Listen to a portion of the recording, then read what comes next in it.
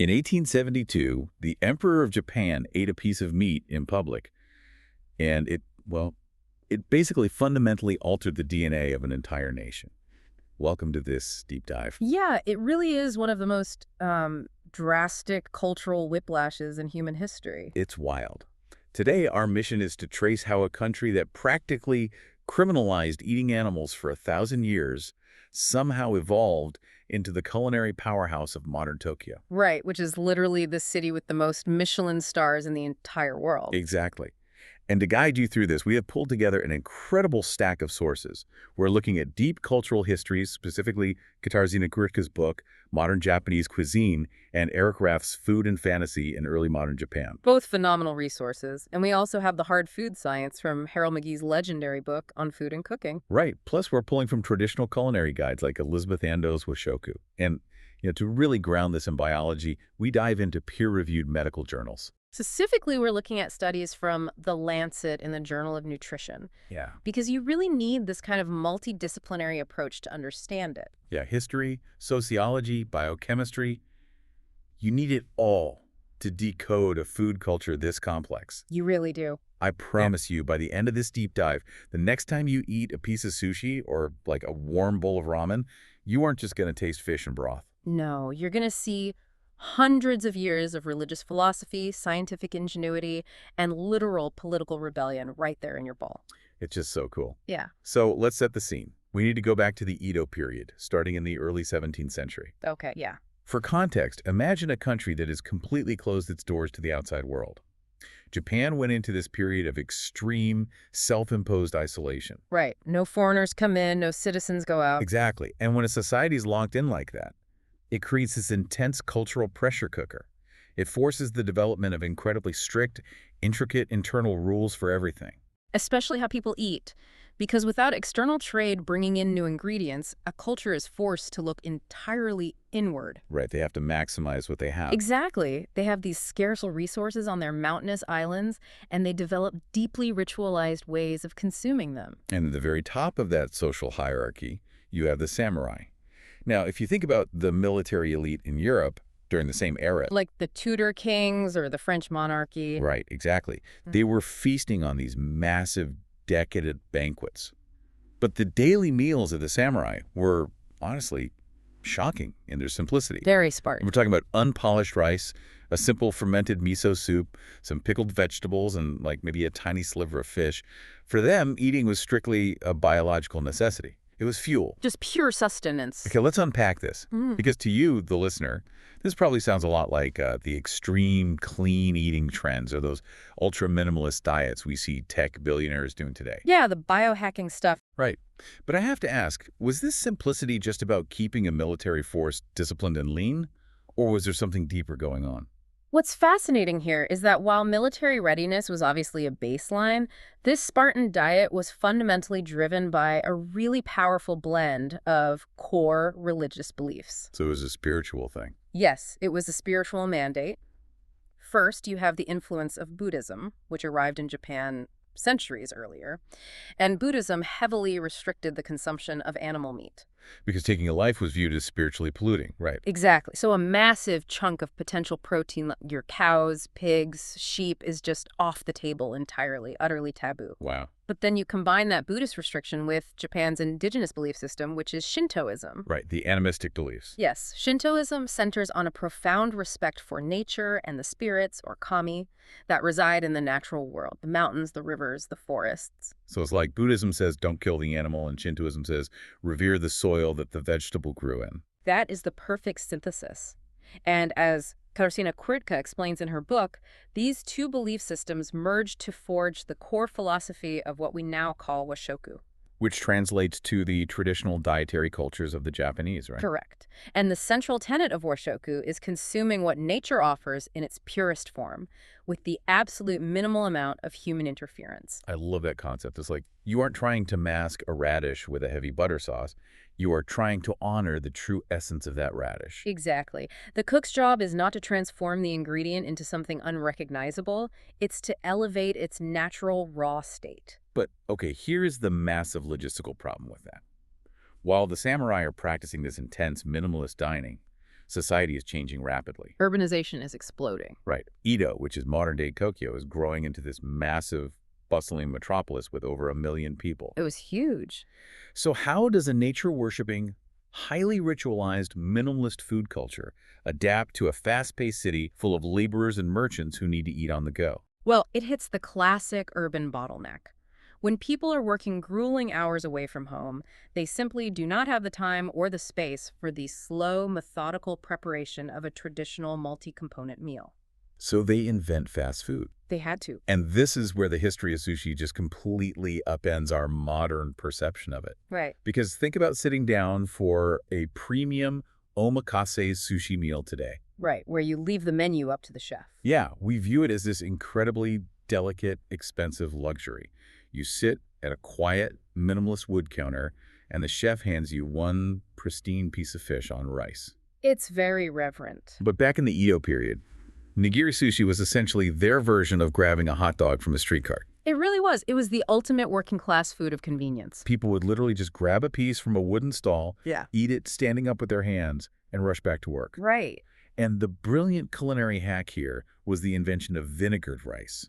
Because before Edo became this bustling metropolis, sushi was actually a very slow dish called narazushi. Which took a very long time. Yeah, you would pack fish in salt and rice and let it sit for months. The rice would ferment, producing lactic acid that preserved the fish and gave it this sour tang. But a city of 1 million people can't wait months for dinner. Exactly. They needed a shortcut. So by mixing rice vinegar directly into fresh, unfermented rice, they chemically mimicked the sour, acidic tang of that older fermented sushi. Oh, that's so smart. It is.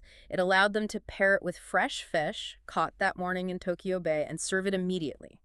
It's a brilliant example of rapid culinary evolution. They used an acid hack to meet the sheer velocity of urban life. But the city's hustle also opened the door to foreign techniques. Because as isolated as Japan was, the lockdown wasn't 100% bulletproof. Right, there were small leaks. Yeah. In the 16th century, Portuguese missionaries had briefly arrived, and they essentially smuggled in a brand new technique, deep frying. Which led to tempura. Exactly. Now, wait a minute. Deep frying feels like the exact opposite of that minimal interference washoku philosophy we just talked about.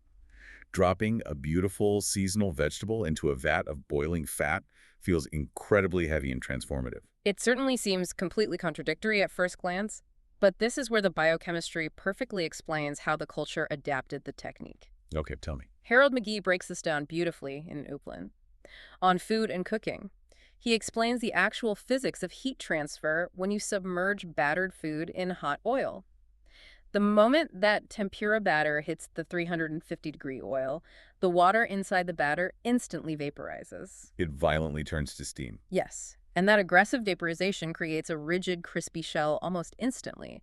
And because that barrier is formed so fast, the cooking oil doesn't actually penetrate deeply into the food itself. Oh, wow. So it creates a protective shield around the ingredient. A thermal blanket, basically. The intense heat transfers through that crispy shell, and it rapidly steams the vegetable or the shrimp inside using its own natural internal moisture. That is wild. So you aren't actually cooking the inside of the shrimp with the oil at all. None at all. You're creating a localized micro-pressure cooker, and the shrimp is just steaming in its own juices. That is the exact mechanism, and that is why tempura works so seamlessly within the ancient Japanese culinary ethos. It protects the natural internal moisture and the pure, untouched flavor of the original ingredient. It makes perfect sense now. Right. The frying isn't altering the core of the food. It's just building a crispy, protective house around it. It perfectly aligns with that Shinto-inspired goal of letting the ingredient shine. So they took a foreign technique, completely hijacked it, and reverse engineered it to fit an ancient religious food philosophy. Exactly. But this slow, highly controlled evolution is about to be completely shattered. It really is. Yeah. If we connect this to the bigger picture, we have to look at the year 1868. This is the Meiji Restoration. A huge turning point. Massive. The shogunate falls, the emperor is restored to power, and practically overnight, Japan's borders burst wide open to the Western world. The era of isolation is officially over. And here's where it gets really interesting. You have a society that has actively viewed eating meat as spiritually polluting for centuries. Right, a deeply ingrained taboo. Suddenly the borders open, And the new government looks at the massive industrialized Western powers, and they panic.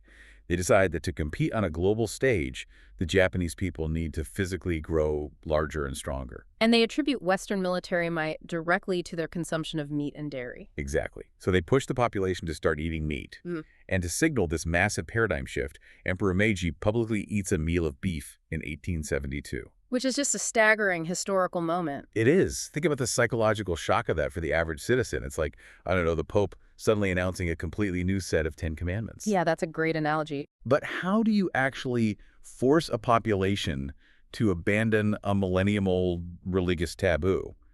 You can't just run a PR campaign and expect people to start grilling steaks in their backyards. You cannot. And they didn't rely on PR alone. Eric Rath's book, Food and Fantasy, details how this was an aggressive campaign of state-sponsored dietary engineering. They forced it. They absolutely did. The government used the newly formed imperial military to force the change. If you were a rural peasant conscripted into the new army, you were placed in barracks and fed military rations that suddenly included beef and pork. So it's literally, you eat the meat or you starve. Precisely. And when those soldiers finished their service and returned to their home villages, they took those new tastes and dietary habits with them. It was forced exposure through military policy. Wow. But the cultural aversion was still really strong in the general public, so chefs had to innovate to make these meats palatable. And this birthed an entirely new category of cuisine called yoshoku, which translates to Western food. But I want to be clear for the listener here, this is not actual Western food. No, not at all. They created a culinary Trojan horse. They took these terrifying alien ingredients like beef or pork, but they heavily adapted them so they felt safe to the Japanese palate. We are talking about dishes like tonkatsu. Which is the incredible crispy breaded pork cutlet. Yes.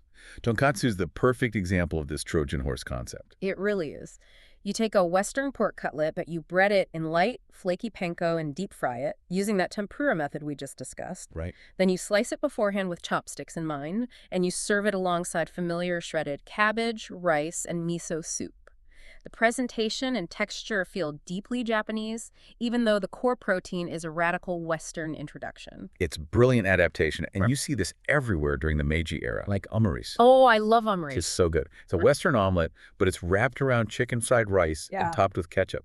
Or curry rice. Curry is originally Indian, but it was brought to Japan by the British Royal Navy. The Japanese took this British Indian naval ration and thickened it into this sweet, comforting stew that is entirely its own unique dish today. It was a highly orchestrated culinary rebellion. They domesticated foreign concepts to provide comfort to a population that was going through immense, unprecedented societal whiplash. So opening the borders didn't destroy Japanese food culture, it basically weaponized it. They took outside influences, absorbed them, and refined them. Absolutely. And ramen is perhaps the ultimate case study here, right? Because ramen is originally a Chinese dish. Just simple wheat noodles and a cork broth? Exactly. But once it hits Japan, it becomes hyper-regionalized. Yeah. Every single city and prefecture applies that intense Edo period focus to the broth. They're tweaking the alkalinity of the noodles, perfecting the toppings, until a cheap Chinese import is elevated into a Japanese national icon. And, you know, the tragic irony of the Meiji government aggressively pushing their citizens toward these Western meat-heavy diets is what was happening in Western laboratories at the exact same time. Oh, the medical side of this is fascinating. It really is. While Japan was abandoning their historical diet to get stronger, Western epidemiologists were looking at global health data and realizing they were throwing away a medical marvel. Let's look at the science here, because our sources highlight some massive revelations from the Journal of Nutrition and the Lancet. Yeah. When medical science started heavily analyzing the traditional pre-Meiji Japanese diet in the 20th century, the biochemical data was just staggering. We are looking at an incredibly low intake of saturated fats, coupled with massively high levels of omega-3 fatty acids. Because of the historic reliance on seafood. Exactly. And omega-3s are essentially the holy grail for cardiovascular health. They reduce inflammation in the body and actively prevent plaque buildup in the arteries, which significantly lowers the risk of heart disease. Right. And beyond the cardiovascular benefits, the traditional diet relies heavily on fermented foods. Things like miso paste, soy sauce, and a dish called natto. Oh man, natto. And for you listening, if you haven't encountered natto, we are talking about fermented soybeans that have this incredibly distinct, sticky, almost web-like texture when you pull them apart. It's very stringy. Yeah, and it's accompanied by a deeply pungent, earthy smell. Mhm. It is famously polarizing. It is definitely an acquired taste for many, but biologically speaking, natto is an absolute powerhouse. It's packed with a bacteria called Bacillus subtilis. When you consume these fermented foods daily, you are constantly seeding your gut microbiome with incredibly robust, beneficial bacteria. Wow. And these studies in The Lancet directly linked this combination, high omega-3s, low saturated fat, and a heavily reinforced gut microbiome, to Japan's world-leading longevity and their historically low rates of metabolic diseases. So just think about the incredible historical irony here. Japan spent decades rushing toward Western diets, eating tonkatsu and beef to become a global military power, while Western science was looking at their old data and realizing, wait a minute, the samurai had the optimal biological diet all along. It is a profound full circle moment. The asceticism that was born from Buddhist and Shinto philosophy turned out to be biologically protective at a cellular level. It's amazing. So what does this all mean? How did this wild collision of ancient samurai austerity, fast-paced street food hustle, and aggressive state-sponsored dietary changes lead to Japan's current status? Well, the numbers don't lie. They don't. Look at the 2007 statistic from our sources, when the notoriously strict, very French Michelin guide finally went to Japan for the first time. Tokyo immediately surpassed Paris in total stars. Yes, Yeah. it wasn't even close. They dominated. Yeah. How does a culture that historically viewed food as mere fuel conquer the global fine dining scene? That 2007 Michelin guide shocked the global culinary establishment. But to anyone tracking the history we've just discussed, it makes perfect sense. Really? Yeah. Elizabeth Endo's book, Washoku, outlines the mechanics of this perfectly. She details 3 ancient principles that survived the centuries and now define modern high-end Japanese dining. And we see these principles most clearly in kaiseki dining, right? Exactly. For context, kaiseki originated in 16th century traditional tea ceremonies. But today, it is a multi-course meal where a series of tiny, meticulously crafted dishes are served, and the plates are treated as literal works of art. Kaiseki is the absolute pinnacle of this philosophy. So the first of the 3 pillars is seasonality, or shun. Okay. Now, this isn't just about eating a strawberry in the summer. Shun refers to the exact micro-season. It's the specific week or two when an ingredient is at its absolute peak of flavor and nutritional value. Wow, that's specific. Very. A kaiseki menu changes constantly to reflect the exact state of the natural world outside the restaurant doors. Oh, so it's that Shinto respect for nature, still alive on the plate. Exactly. The second pillar is the one we discussed with tempura, minimal interference. The chef's ego is secondary to the ingredient. The goal is to apply just enough technique to unlock the ingredient's essence, but no more. Wait, I'm stuck on this second pillar. If a chef is fundamentally trying not to interfere with the food, why on earth are people paying hundreds of dollars for a Michelin-starred meal?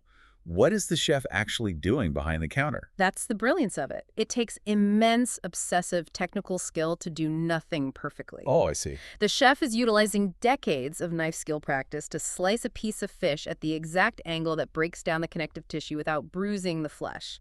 They are controlling the temperature of the rice down to the degree so it perfectly matches the temperature of the human mouth. That is insane. Right. The interference is invisible, but the precision is monumental. That makes so much sense. The effort goes into the execution, not into masking the ingredient. And the third pillar? Aesthetic presentation. We eat with our eyes first. In Moshoku, the visual harmony of the dish is vital. The colors chosen, the negative space left on the plate, the specific ceramic bowl selected to contrast with the texture of the food. It's like curating an art exhibit. Exactly. It is an entirely holistic sensory experience meant to ground you in the present moment. It is breathtaking when you experience it in person. But our sources also point out a darker reality here. It's not all Michelin stars and perfect aesthetics in modern Japan. No, it's not. This raises an important question about the reality of modern domestic life. The beautiful, traditional Washoku philosophy is revered globally, but domestically, it is actually facing a severe crisis. Yeah. The influx of Western fast food and highly processed convenience foods has taken a heavy toll over the last few decades. We're seeing rising obesity rates and increasing cases of diabetes in a population that historically had very low incidences of these conditions. It's the tragic side of modernization. The traditional, incredibly healthy daily diet that the medical journals praised is slowly being abandoned by the general public. It's just being traded in for convenience and Western-style fast food. Because the everyday application of the Washoker philosophy, sourcing seasonal ingredients, preparing multiple small fermented dishes, it takes time and effort. And time is in very short supply in a hyper-fast modern metropolis like Tokyo. Exactly. It's just hard to sustain for the average worker. But the sources do offer a strong note of hope, which I love. There is a rebirth happening right now. There's a movement of young, deeply passionate chefs in Japan who are fighting back against this loss of identity. Yes, there's a real resurgence. They are actively merging those ancient, minimalist Edo techniques with modern gastronomy. They are proving that you can respect the deep spiritual history of the cuisine while still making it accessible and relevant for the 21st century. It is a delicate balancing act. But if any culinary culture has proven its ability to adapt, reverse engineer, and survive without losing its soul, it is definitely Japan. I love that. So let's wrap up this journey for you. We started at the quiet, heavily disciplined tables of the samurai, where every grain of rice was respected as a spiritual mandate. Right. We moved through the crowded, chaotic streets of Edo, where fast food sushi and scientifically ingenious tempura were born out of sheer urban necessity. We witnessed the revolutionary kitchens of the Meiji era, where foreign meat was weaponized into comfort food to build a modern military nation. It's been quite the timeline. And finally, we arrived at the meticulous Michelin-starred counters of modern Tokyo, where doing nothing to an ingredient requires a lifetime of mastery. It truly highlights that the food on our plates is never just sustenance. It is a living, edible, historical document. We promised you that a simple bowl of miso soup isn't just an appetizer. It is a centuries-old story. It's an intersection of religious belief, survival, political adaptation, and cutting-edge science. And as we consider the global food landscape today, it leaves us with a lingering thought. What's that? Well, right now, the world is facing severe climate change and a growing realization that mass-producing animal meat is environmentally unsustainable. Right, the resource drain is massive. Exactly. So as global resources become scarcer, will the entire Western world eventually be forced to adopt the resource-efficient, plant-heavy, low-meat diet of the 17th century samurai? And not out of a desire for Michelin-starred luxury, but out of pure biological necessity. Oh, wow. That is a fascinating and highly provocative thought to end on. Will the West be forced to become the new samurai just to survive the next century? We'll leave you to mull that over. Thank you so much for joining us on this deep dive into our sources today. We hope you keep exploring, stay insanely curious, and maybe view your next meal through the lens of history. Until next time.